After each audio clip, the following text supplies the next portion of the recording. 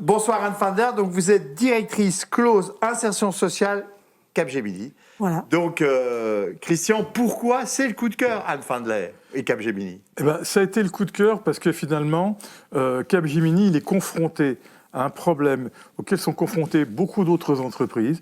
Et on entend souvent dire « Ah ben nous, on recrute très bien des personnes handicapées, mais on n'en trouve pas ». Oui, on n'en trouve pas parce qu'il y en a trop peu qui accèdent à l'enseignement supérieur. Quand on veut véritablement en recruter, on fait un peu comme fait Capgemini, c'est-à-dire on va les chercher, on les identifie, on les forme et on les embauche. C'est une action tellement simple, mais aussi tellement exemplaire qu'elle a séduit le jury. Alors pour être un peu plus précis, vous êtes confronté chez Capgemini à un trop faible nombre de candidatures de personnes en situation de handicap avec des niveaux de Bac plus 4, Bac plus 5.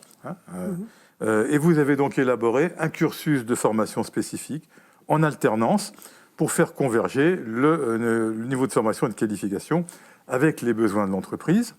Vous avez établi ce projet avec des chefs de projet opérationnels d'Aérospatiale et Défense de Toulouse. Et ce projet, il a aussi la particularité d'être certifiant et diplômant. Vous l'avez ouvert aux candidats Bac plus 3-4 minimum, titulaire d'un Bac plus 5 dans les filières scientifiques. Vous avez mis en place un programme sur mesure, un rythme d'alternance souple sur une durée courte, 5 mois de formation, 7 mois en entreprise, et puis vous êtes assuré de l'intégration des personnes, et en particulier une douzaine de personnes en situation de handicap par an au sein de votre groupe. Alors c'est une expérience qui est concrète, qui est pérenne, puisque il y a eu déjà 9 éditions, la 10e, elle est en cours. Vous avez déjà formé 64 alternants avec 80 à 100% de réussite aux examens, 75% de recrutés, 85% de recrutés pérennisés. Donc c'est ça qu'a voulu saluer le jury en disant ça, c'est du solide. Bravo Anne. Et c'est réplicable. Merci. Alors une question pour Anne. Christian, pose la question? Christian, Cyril, ou les deux d'ailleurs? Je regarde Christian. Moi, il me reste encore des questions, même si on a beaucoup étudié le sujet. Beaucoup d'entreprises ont certainement envie de bâtir ce type de dispositif et de le soutenir dans la durée. Donc là, on aurait besoin de votre expérience, de votre conseil. Quels obstacles vous paraissent les plus difficiles à dépasser? Quel levier vous semble-t-il indispensable à franchir? Et quels conseils donneriez-vous aux entreprises pour se lancer dans de tels projets? Oui, alors tout d'abord, je voudrais dire que je suis très fière et très émue de recevoir ce prix coup de cœur. Alors d'abord, c'est le fruit d'un travail collectif de l'équipe de la mission handicap, les chargés de mission handicap, les chargés de recrutement et d'intégration, mais également les opérationnels, qui sont très importants dans ce dispositif. Et évidemment, nos clients. Sans nos clients, on n'aurait pas de projet, donc c'est très important d'avoir tout ce processus et cet environnement. Alors effectivement, Capgemini mène une politique en faveur de l'inclusion des personnes handicapées depuis 1996, premier accord 2006. Alors à l'époque, c'est facile à retenir, en plus, en 2006, on avait 0,6% de taux d'emploi. Aujourd'hui, on est à 3,29, ce qui est un beau résultat en regard, justement, comme vous l'avez dit, Christian, au regard de la difficulté qu'il y a en fait d'intégrer des personnes niveau Bac plus 5.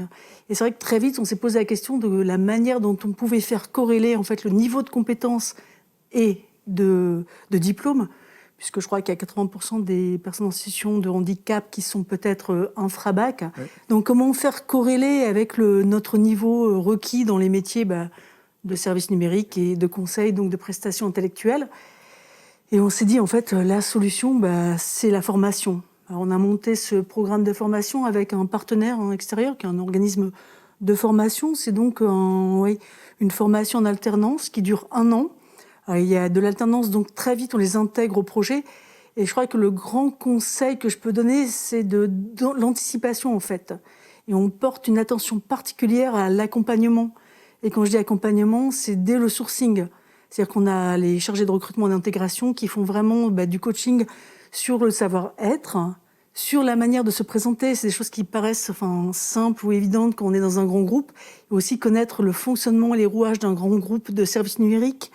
Ce qui n'est pas évident pour quelqu'un qui ne connaît pas du tout, qui n'a pas les codes ou les clés de reconnaissance. C'est vrai que là, on est en la 10e édition. Et encore une fois, ce qui est important, parce qu'au-delà des chiffres, c'est des hommes et des femmes qu'on accompagne au quotidien. On a lancé aussi un programme en fait, d'évolution de carrière. On essaie de leur donner des clés en fait, de choix de vie et de choix d'évolution de carrière. Le diplôme, nous, on espère qu'il reste chez nous. Mais après, ils sont libres d'aller dans d'autres secteurs d'activité. Et je crois que c'est la préparation vraiment des équipes, à leur faire corréler déjà nos besoins par rapport à nos projets en termes d'apprentissage. C'est une formation Java, mais je ne vais pas rentrer sur des termes techniques. On pense à faire ce même type de formation sur les métiers du conseil, qui n'existent pas forcément maintenant.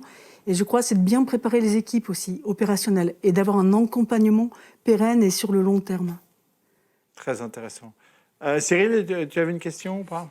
Plutôt une remarque, en fait, Remarque. qui est presque liée d'ailleurs à ce qu'on vit dans le handicap, où on s'aperçoit que les premiers obstacles sont parfois des excuses, notamment pour nous, quand on parle des personnes valides, qui ont une mauvaise expérience avec une personne handicapée. Et donc, du coup, ça veut dire quoi? Ça veut dire que pour les autres, c'est la même chose.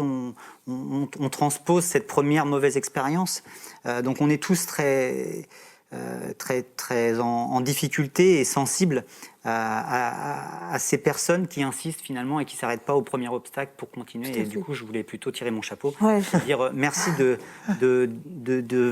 revenir sur des choses qui aident à faire avancer les choses. Mais ça me fait rebondir, ça me fait en fait émerger une idée.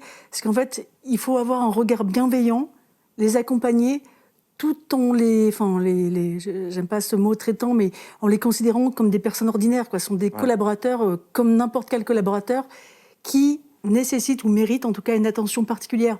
Et donc, il faut effectivement préparer le candidat, mais aussi toute l'équipe opérationnelle.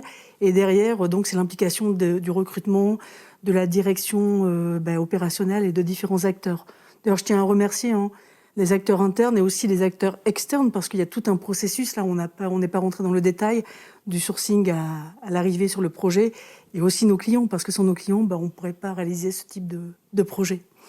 Merci beaucoup Anne Wandler. Je vous moi. propose maintenant de récupérer votre trophée. Vous n'aurez pas de mal parce que c'est le dernier. Eh oui. Donc en vous remerciant beaucoup.